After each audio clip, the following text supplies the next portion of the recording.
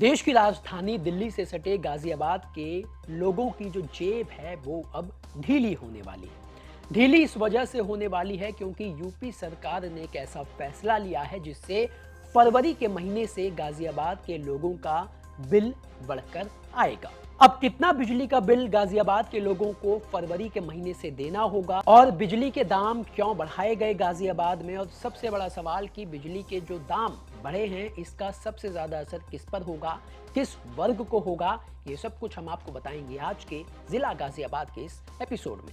नमस्ते, मेरा नाम दिनेश यादव है और आप दिल्ली तक देख रहे हैं। सबसे पहले तो आपको बता दें कि गाजियाबाद में जो बिजली के दाम फरवरी के महीने से बढ़ने जा रहे हैं वो इस वजह से बढ़ने जा रहे हैं क्योंकि अब तक लोगों से जो 5.56% फ्यूल सरचार्ज लिया जाता था लोगों से, वो अब बढ़ाकर 10% हो गया है। यानी कि सीधे सीधे 4.5%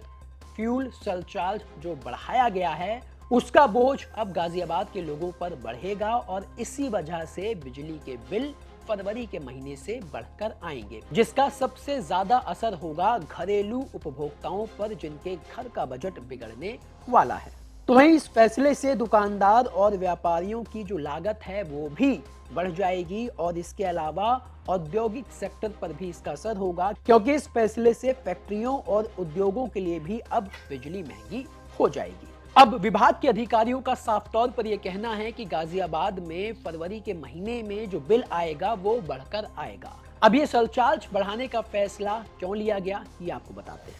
दरअसल पावर कॉर्पोरेशन के आंकड़ों के मुताबिक नवंबर 2025 में बिजली की खरीद 5.79 रुपए प्रति यूनिट की दर से की गई थी,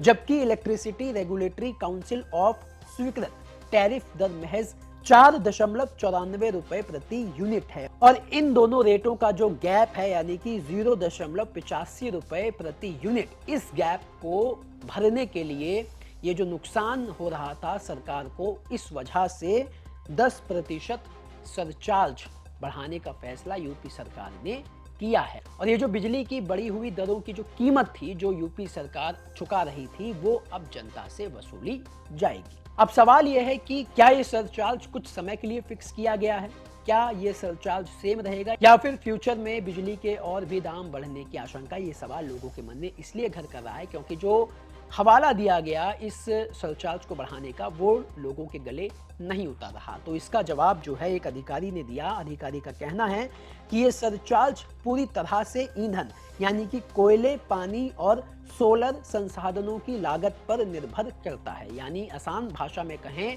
तो जितना महंगा कोयला होगा, पानी होगा और सोलर संसाधन जिससे ये बिजली बनती है,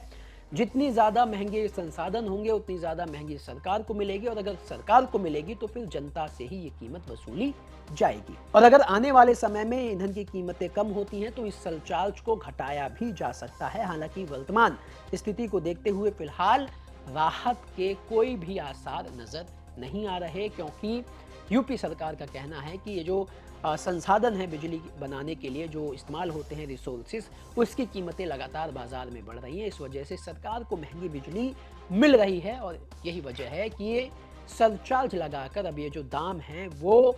लोगों से वसूले जाएंगे।